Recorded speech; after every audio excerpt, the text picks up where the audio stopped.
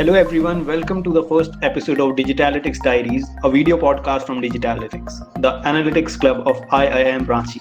I am Ayush Goswami and together we will unfold the learning and lessons from the doyens of technology sector that are indispensable for the upcoming managers. In today's episode, we will be deciphering marketing in the digital world from industry leaders' lens. We have with us Ms. Deepali Naair, Mr. Milind Tapaswi, and Ms. Malathi Srinivasan from IBM. Deepali ma'am, she is the Chief Marketing Officer for IBM in India and South Asia. She has over 2 decades of experience in sales, marketing and e-commerce.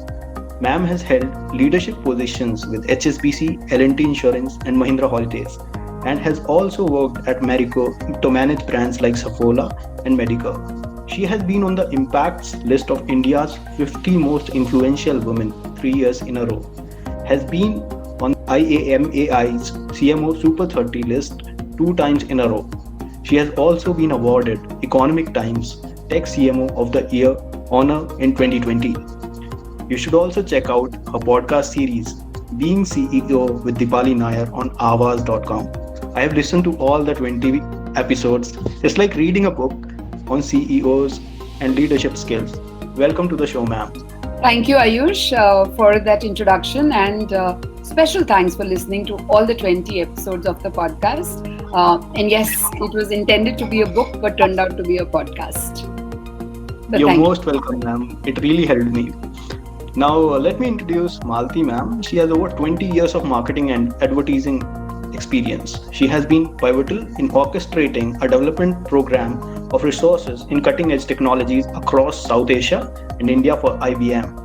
She has also been the backbone of developing award-winning India's most extensive academic and industry ecosystem by leveraging the IBM platform. It made the engineering talent industry ready and simultaneously enabled IBM customers to gain highly competent talent. It has won various awards, including the coveted Limca Book of Record Award for the most extensive tech program. It's our pleasure to have you here, ma'am. Thank you, Ayush, and happy to be here. Most welcome, ma'am. Thanks, ma'am. We also have Milind sir, who is currently working as the Marketing Communications Operations Leader for IBM India and South Asia. Sir is a seasoned marketing leader with experience of 15 years in the domain across various geographies. He keeps the marketing team honest on quarterly budgets, processes, and business controls while being sounding board to the CMO. Previously, Sir has worked for various roles such as Product Marketing Leader for IBM Services, a Global Alliance Marketing Professional, and a stint in Pipeline Analysis and Forecasting, where he was selected for a leadership development program. He has also been associated with global brands such as Standard Chartered Bank and Wipro Peripherals. Sir is a people person and a long distance runner, having a sub 4:45 full marathon under his belt. We're delighted to have you here, sir. Thanks, Ayush. Happy to be here. You're welcome, sir. So without further ado, let's take up this discussion. As we advance, I would like to invite Milind sir and Malathi ma'am as the discussion's moderator. Over to you, ma'am and sir. Thank you, Ayush. Those introductions were very interesting, right? They just spoke of the variety of paths careers take and how people get along, over a period of time. And so what also comes out very obviously, Deepali, is that no career is alike. I mean, all three of us are in marketing, but we've had our own, different paths, the graphs we've sort of charted to get where we are at today. And so it's really not, easy to predict or envision, where you would be. So a question that comes to mind is, how do you start out from college, back when you were an MBA, or you were just getting out of MBA college, and then, deciding where you want to go and then setting about, doing that? very well said, Milind. What you said about the career is not taking a predictable path. That's absolutely right. I think in my case also, when I passed out of my MBA college, I think the only thought or a notion of a thought that I had in my head was, let me become head of marketing somewhere. Okay, and that somewhere was also not really, decided. And I hadn't thought much beyond that. And, you kind of knew that you don't retire after becoming head of marketing, but, that's the only thought in my head. And I became head of marketing somewhere in 10 years' time. So, I had no career path after that, actually, come to think of it. And then I think I just drifted, being head of marketing in one place to the other, to the other. I think it's only in the last 4 or 5 years that the whole leadership journey and what I want to write about, what I want to think about, has once again, become very important to me. And this intersects not because your career is going like this. These things happen also because your life stage, which is your family, children, parents, what's happening to your life over there, intersects with your professional life. And so those are the years when I'm saying I was drifting, are also the years when my son was young. So I think a lot more focus was on him and his upbringing. And last 4 years, when I mentioned, is when he turned 12 and when he became a little bit more independent, is when I started thinking about the career again. But if somebody were to ask me, saying, Deepali, you will end up being a CMO for one of the world's largest technology companies. Even 5 years ago, I would have said no. I was in financial services, then I did holidays. But I had never imagined that I would be here at IBM and I would be enjoying it and I would have such lovely team members such as you. Question which probably leads from there, Deepali. I hope you've seen this film called The Curious Case of Benjamin Button. One of the very famous lines from that movie is, our lives are defined by opportunities, even the ones that we miss. Okay.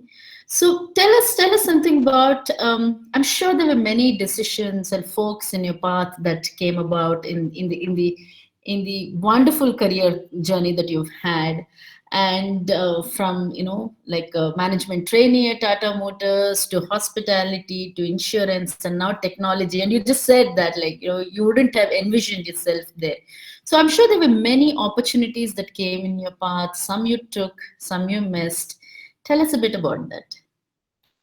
I think, Malathi, along with that line from Benjamin Button, I think the other thing that I strongly believe in is that whatever experience you go through in life, whatever decisions you make, I think are preparing you for something else. Yeah. So keeping that in mind, are there opportunities that I missed? Yes, I did. I took a conscious call to move out of HSBC and into an Indian organization, knowing very well that my next growth path with HSBC was going to be abroad. My family situation, both with my dad being unwell and my son being young, and my husband, working for a very large Indian, corporation, that was a conscious decision, that I took at that point of time. The second sabbatical that I took, the first sabbatical with a child is very acceptable and a lot of women do it. The second sabbatical that I took because my mother was unwell in 2016 is again something that I had never thought that I would ever do in my life. I'm a very career workaholic kind of a person. But I did take that sabbatical, and that I think turned out to be life-changing for me in terms of the thinking, that I had. But on the third aspect of the opportunities that came my way, I do think of my career as a career of coincidences, which is that right after BPL Mobile, when the shift that I did to an advertising agency, I moved because BPL Mobile was telling me to move to Bangalore to the headquarters because they were moving the headquarters there. And that was not an option for me once again. I had a very clear career option with another telecom company because a lot of people from BPL Mobile, moved. I had an appointment letter from another, telecom company. And one day I sat down and thought, and I said, do I want to be in telecom all my life? And the answer was no. Okay. So then I, spread the word around and I said, listen, I'm looking for another opportunity. And the advertising agency opportunity came by. I was going to, report to Anita Bhogle. She recruited me over there. I was going to be in strategic planning, which is, more on the brand strategy side. And everybody that I spoke to advised me and said, don't make this move, Deepali, because no client ever moves to the advertising agency side. It's the reverse, which is considered to be a career growth path. This is not going to be looking good on your CV. My husband was the only one who supported me, by the way. And he said, it's okay. It's a shift that you're wanting to make. People are telling you that culture is going to be an issue. But if that's an issue, we will see, in 3-4 months time, you can decide.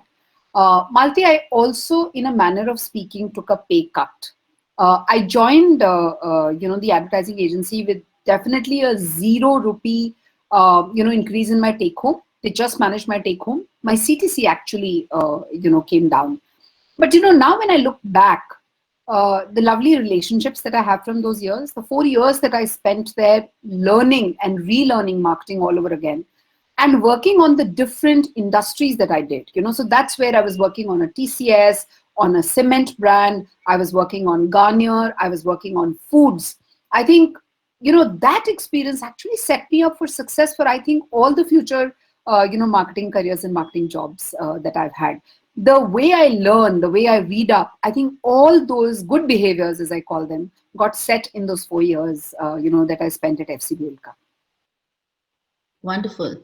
So you just summed up everything. If to sum up everything in one sentence that you just said, Deepali, growth comes to those who take risks, right? And that was a risk that you took. Though I mean, everybody said it was a risk. So kudos to you for having, followed the path there, and look where you are.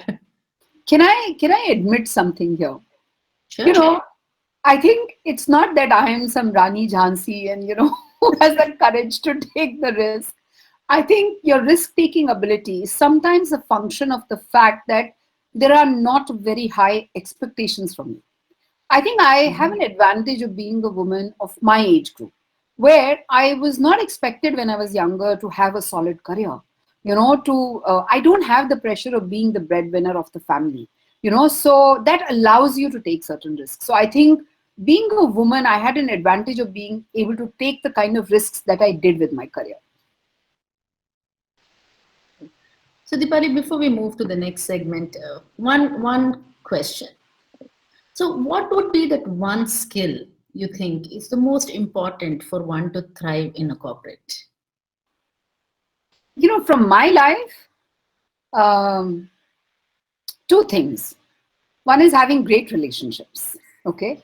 Where I have a network of people that I know who are absolute experts in their own domain, okay? True. There is somebody I know who's an absolutely expert on, let's say, wealth management side. There is somebody that I know who's an absolute expert on the insurance side. There's somebody I know who's an absolute expert on influencer marketing side. I think having those networks available to me means that I'm very resourceful and quick in terms of doing my job, and I learn, through these people. And the second most important thing, which is correlated to this, which is learning. And I've written a blog a few weeks back on LinkedIn about learning agility. That's a very important part of what you want to do with your careers, which is that what I learned in insurance, I transported and translated that into holidays. Okay, what I learned in both those places, I brought that to wealth management. What I learned in all those three places and my previous experiences, I have brought to IBM. I think that is where you are actually looking back into yourself and you're doing reflection and saying, what are the concepts and frameworks that I'm learning? I'm not using the exact same agency. I'm not using the exact same diagram also of a brand, but at a conceptual framework level, I've understood that understanding the customer, getting the insight from the client, and then serving your product or your pricing or your package or your communication is what is going to make the huge difference. So this context of being able to develop an insight and appreciation for what your customer is all about is, let's say, a quality that I have taken in from all these places. Similarly, the problem solving ability, the kind of questions you ask, the way you become data driven, the way you understand how to conduct, let's say, even a brainstorming workshop amongst your team. I think those are frameworks, that you've carried. Then the other learning agility part of it is what you learn from your personal life, how you bring that into your professional life. Dealing with a teenager is one of the most exasperating things in the world. Okay, that helps me bring a lot of patience to work. When I'm dealing with so many stresses, and work life is stressful. When you become senior, you also learn how to just sleep over a problem. You also learn how to compartmentalize sometimes, and not carry work stress to home or home stress to work. I think this learning agility and how quickly you learn frameworks and how quickly you take the ability from one area of your life to another, I think is the biggest tip that I would give to anyone. Third, of course, is reading and learning from books. Yes, Deepali. So now we actually want to move to a segment which we've been very, very eager to ask you a few questions about. So, Dipali, you spoke of books. I recollect from the introduction that was made. Ayush spoke about your podcast, and then you, in fact, in your kind of comment, you said that it was meant to be a book and ended up being a podcast. So I think there's a little bit of a story there, a backstory, or a few stories maybe that you could share with us. How did that evolve? Very many years ago, I was being encouraged by almost everybody that there is a book in you, Deepali, that you should write. Okay. And I have not managed to do that. I've not managed to do that because most often people tell me that you should write about digital marketing. You're so good at it. You should write about e-commerce. You're so good at it. And I realized that by the time I get to writing the book and finishing the book, the concept that I'm writing about will become obsolete. Okay. Because digital marketing moves so quickly. So then I was looking for an area that I want to write about, and the area that I identified was that I will write about professional CEOs. In the last 5 years, all the literature that you see, everything that is getting celebrated in the media is about the founder CEOs, okay, the unicorns, Steve Jobs to Bill Gates to, the Indian CEOs like Narayan Murthy or Anand Mahindra or Uday Kotak, family-owned businesses, unicorn CEOs, startup CEOs. Very little. I actually did a niche analysis, for the market. Very little is available about the professional CEO. Who is he? How does he lead? What does he have to do? How does he do transformation of teams? How does he bring his company back to growth? The teaming that he has to do. So once I identified that area, the thought was, okay, now I know what I want to write about. How do we take it forward? It started with the thought of a book. But the first version of the podcast was not even a book in my head. What happened was that I happened to speak to friends of mine in publishing, and there was my business magazine who committed to me that, Deepali, if you want to start doing it at whatever frequency you wish to, we will publish the interviews that you do with the CEOs. The area everybody was convinced about, that it's nice, there's no book written on it, no MBA students do not know where to go for it. Forget MBA students, even young professionals do not know how to acquire this kind of information. So the area from a content perspective was clearly a niche. And I didn't do anything about it. There was procrastination because work takes over.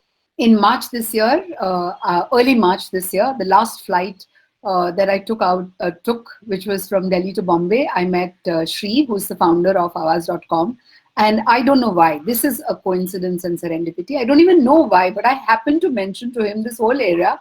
And I was actually cribbing to myself and to him, saying, how I've been procrastinating and, I haven't done this and, et cetera, et cetera. And he immediately said, do you realize that you don't need to write? You can speak about it. Okay. Of course, he would do that. He has a podcast platform. And I think that was the beginning of how it turned out into a podcast. Wonderful that it got launched during the pandemic. It took us a few months of preparation, and finally we launched in July. So we actually worked on it April, May, June. And on the date that we launched, we actually had 8 episodes already recorded, is when we launched. Does that answer your question, Milind? Yeah, that's a very interesting story, right? I mean, I wonder if an episode can be made out of that itself, the last flight before the pandemic. Actually, there is another huge content marketing mantra that you just gave out, Deepali, which is you don't launch anything unless you have a set of, episodes or posts or blogs or anything that you're launching. You need to have that content ready. You can't do this on the fly. So you just gave out a nugget over there. So, but I have Malathi, I also know that you picked on that nugget because you yourself deal with it on a daily basis at your work, in IBM. I think a lot of our bread and butter in IBM marketing comes from content marketing, and I have these 2 people who are absolute experts in that space. Thank you. Deepali, but I'm sure there is an even more interesting backstory to this apart from the content. What made you, okay, how do I put this? I know Shri suggested that you should do a podcast because you, like you mentioned, he has a podcasting platform. But what made you believe that you would be a good podcaster? Where Yeah, did that? especially after having spent so many weeks and months thinking she was going to write, right, and not Yes. speak. So how did that come from? Where did that inspiration come from? What a fantastic question, and there is a story there. So, I had no doubt that I could speak. I mean, ability to speak, getting on stage, and going to very many places. I knew I could do it from that perspective, but I also had a lot of self doubt. I didn't know if I could do it. Okay, I had done a video interview right almost in the month of April, which spoke about inspiration, from the pandemic. It's an 18-minute interview that somebody done with me, and that I circulated in my college group, my MBA class group. One of my friends, Sunil Kumar, my batchmate, actually took the trouble of calling me up and telling me that, Deepali, do you realize how well you sound, how you say it, and that you must do something about it. Don't give it up. You should do more of these interviews. So I think his words were perhaps serendipity for me. Can you think of a career as a podcaster? Is podcasting a career to have? And especially, I know the audience you're going to have is kind of youngsters who are going to be fresh out of college. Should they think about it? What are your thoughts about that now, having gone through that process of being on the other side of the podcast table? So, Milind, at the current juncture, because podcast is a niche industry, and it has not really taken off, the way, let's say, even career in YouTube. YouTubers, is technically can be a career, but no, podcasters don't make money like that. The podcasting platforms themselves, I would imagine barely are keeping operational profitability maybe. So there are no stars in the podcast domain. And also a lot of the bigger stars who were in any case celebrities in their own right have taken on podcasting, and they may be actually getting the larger share of listeners. I mean, imagine Mr. Bachchan trying to do a podcast. He is going to get the larger share of listeners, right? So in that context, so I don't think you can think today of being a full-time podcaster and earning a living for yourself. But maybe in times to come, it will actually become a legitimate career, is the way I look at it. Does that answer your question, Milind, on podcasting being a career?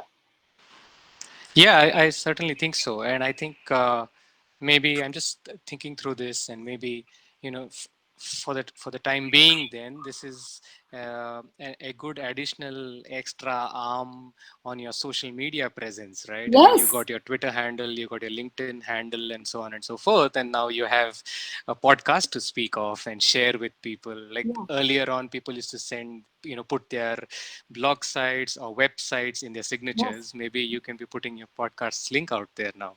Milind, so well identified, and you're so right. I do think of my podcast definitely as an extension of, my social media. Well pointed out. I mean, I could have easily done those interviews and put them out on my LinkedIn. I could do a video interview technically and put it out on my LinkedIn. And thousands of followers that I have over there would, actually see that same set of questions, same set of content. It's just that I'm doing it on a platform where I save time because they help me considerably with, recording, editing, and so on and so forth. So I definitely think of it as an extension of my social media. So I actually have one more question on podcasting, Deepali. So you've spoken to like what you've done 20 and going by your content marketing mantra that you gave us in the beginning, I'm sure there are 25 done so far. So you've spoken to like a wide range of CEOs, right? Genders, industries, different backgrounds, different upbringing, and probably a whole lot more, right? I know you're not supposed to have a favorite, but I'm sure there is that one memorable episode that you've shot, you've recorded, or one memorable interaction or an anecdote from it. Something that you would like to share with us and the viewers of this video. Uh, yeah, I'm not supposed to have a favorite. All are my favorites. They are because I actually thought that when those CEOs spoke with me, and there is a lot that gets edited out. There is a conversation that you do before, and there is a conversation that you do after. I just treated them as my mentoring sessions. The way the CEOs prepared, so on and so forth, everything is almost like a mentoring session for me. But yes, I have two things that I can share with you. One is, of course, the first episode is in a way my favorite. Sanjay is my batchmate, and you all will identify with that. You have a special bond, with your batchmates. And why it is special to me is not because of what he said, and he gave me lovely compliments during the first podcast that I had. But I reached out to him last year when I wanted to do the magazine interview. And he knew that the first idea was a magazine interview. And I said, listen, I want to come and interview. And he said, yes. No questions asked, that's a trust, that you enjoy. And then when I said, I want to do a podcast, and you're going to be my first guest, like I decided for my, the magazine interview. And he again said, yes, no questions asked. So, and that gave me a lot of encouragement. He was my first podcast that I recorded. And it sounded fabulously well, and the level of preparation he did in putting his heart and soul into it, is amazing and amazingly encouraging for me. And just because it is my first one, it's like your first baby. I think that's one that's my favorite. And I think the listeners here should go and listen to that one, because he calls me the BBC. But I think the full form of BBC is you should discover from, that first podcast. But Malti, I've also had bloopers, while recording the podcast. I don't know if I should talk about them over here. Oh no, I think you should share at least one with us. I'm sure there is a memorable one. So there are many. So there is one episode where I think one of the CEOs, called us and said, listen, I have complimented so-and-so in the podcast, but I'm worried that, the ones that I have not complimented, what will they think? Okay. So can you please, edit it out? That was an interesting one. It was about that CEO being extremely sensitive. And I realized, but then I think a lot of us also go through that exercise sometimes, right? And you've seen this in the Oscar speeches also. Sometimes people leave out very important people, in thanking them. So that was interesting for me. And the second one, and you will laugh when I tell you, it didn't happen in the first 10 episodes. Okay. It happened in one of the, the second 10 episodes. We forgot to press the record button. We did that. Okay. Wow. Oh, I mean, it was that 10 minutes after the recording, I don't want to ever relive them in my life. Okay. But we did that. But the beautiful thing is that I record on Sundays and on weekends or holidays, because I'm relaxed, and the CEOs are also relaxed. I had the good sense of calling up the CEO then and there and saying, are you free for the next 45 minutes? And he said, yes. And I said, listen, this is what has happened. It is fresh in your mind. Your answers are fresh in your mind. My questions are fresh in my mind. Can we re-record? We re-recorded, and I think we did an equally good job, doing it all over again. I am grateful eternally, to that CEO. And, me and my producer still can't figure it out. Did we forget to press the record button? Or is it a technical glitch where it went off? But after that, I think the whole, the production team and me, we are very conscious while we are recording the podcast. We keep on looking at the record button to say it's there, it's there, it's there. We never forget about it. Yeah. Yeah. Once bitten, twice shy, you will never forget pressing that again. Yeah. Amazing your ability to have, kind of recovered so quickly on it. And yeah, I mean, we all make mistakes, but it's the recovery, I guess, that really matters. And yes. Yeah, so and recovery, and then the other life lesson that I have: don't make the same mistake twice. Make new ones. Yeah. Speaking of learnings from some of these podcasts, I wonder if you'd like to share with us. I mean, I've heard your podcast. I think you summarize towards the end of almost every podcast some of the 4 or 5 things that each CEO has told you. So what are the other learnings and maybe success mantras that we can glean from, or that you have gleaned from, this series that you've done? Okay, for that, everybody should just go and listen to my podcast, okay? How they manage time and so on and so forth and things like those. There are lovely lessons out there, lovely, lovely lessons, frameworks that they use for decision making. I mean, every single podcast I can name, and there'll be some beautiful thing that you will learn from each one of them. But I have some observations which are not recorded in the podcast, and I think those would be interesting to share over here. Not a single CEO came late to the recording. Not a single CEO. You would think that they are busy people, their calendars are like this, etc., etc. No. The bigger the CEO in terms of their stature or what you've heard about them and whatever, you would think that this person must be really, really busy, whatever. I think they come earlier. They prepare, more. They all were okay preparing, for the podcast. Of course, I gave them the comfort, and I think that they also feel that comfort with me. They know that I'm not a journalist, so it's not like I'm trying to unearth some, personal fiasco or anything like that. They know that this is being done for the purpose of, learning. So that makes them very open. But this whole aspect of being on time just struck me, and I said, not a single one of them ever has come late. Not a single one of them has even cancelled and said, I will, do it another time or something like that, or I don't have time. They all made time for it.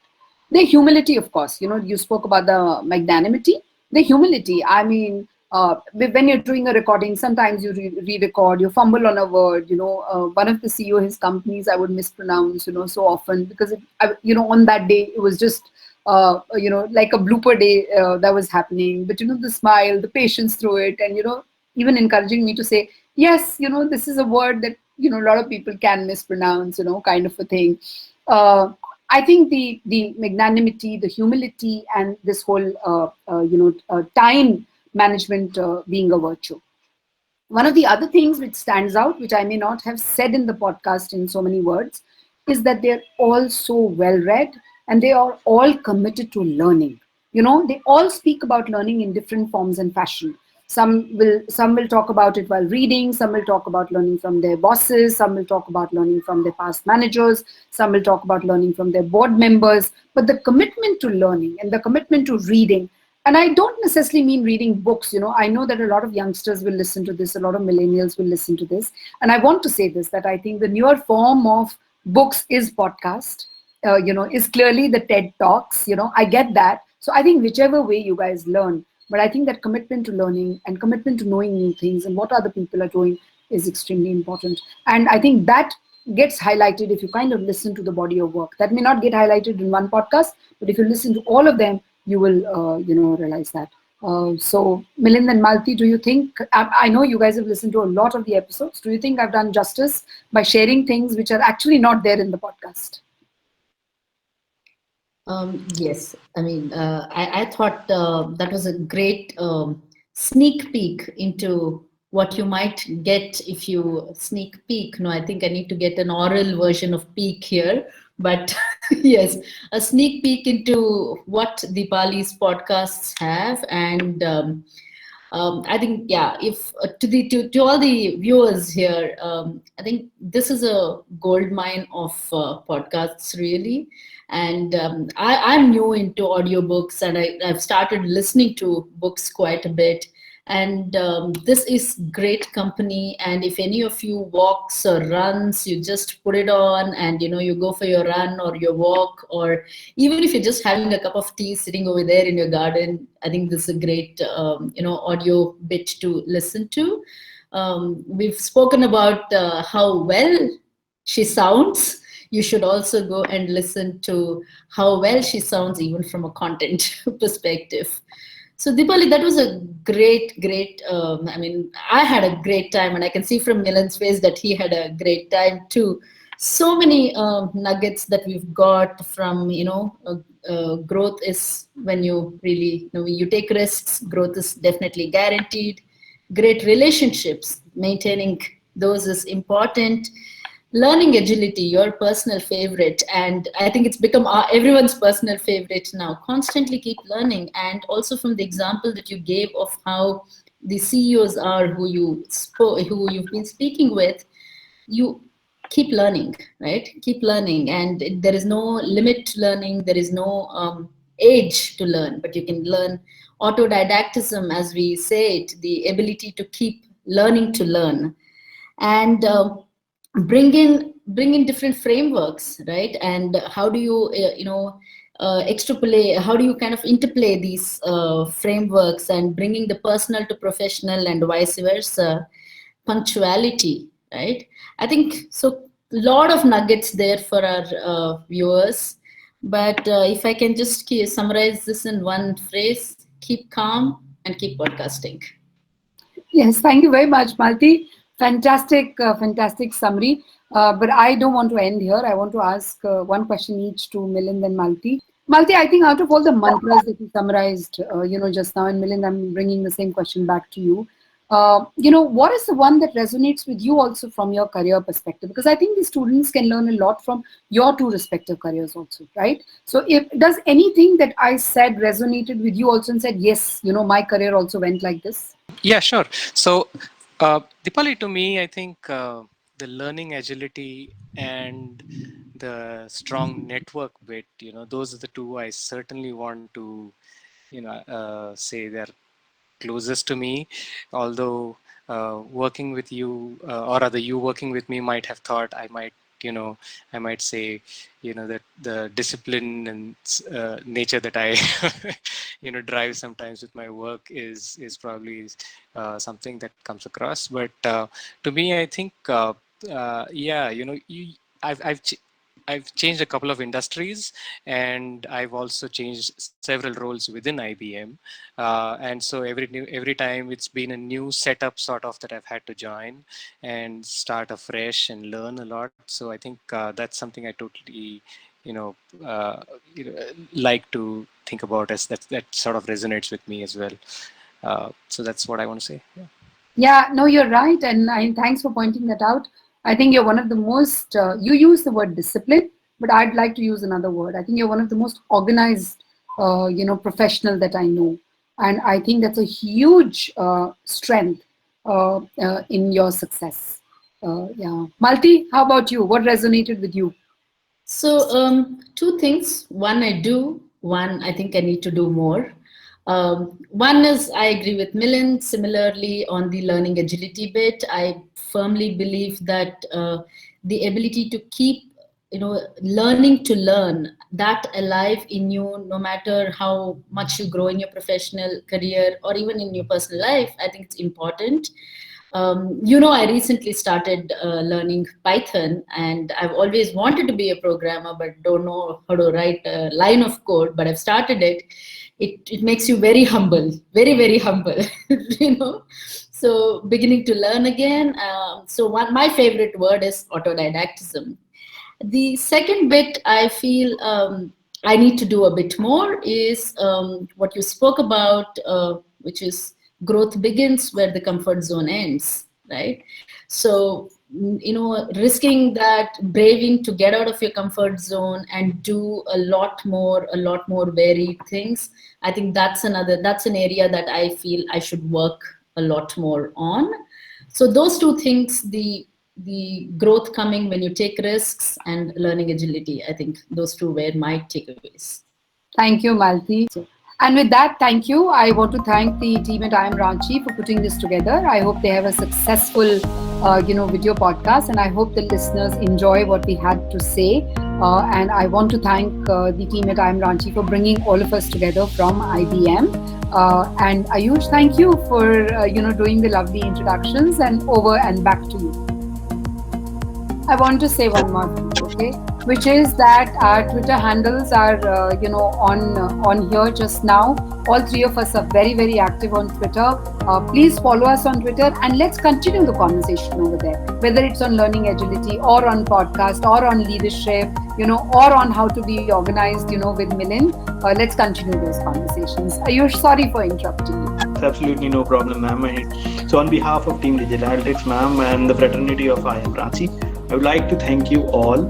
Ma'am, your vast leadership experience and the practical approaches you mentioned in the discussion will indeed buttress the management students' academic knowledge.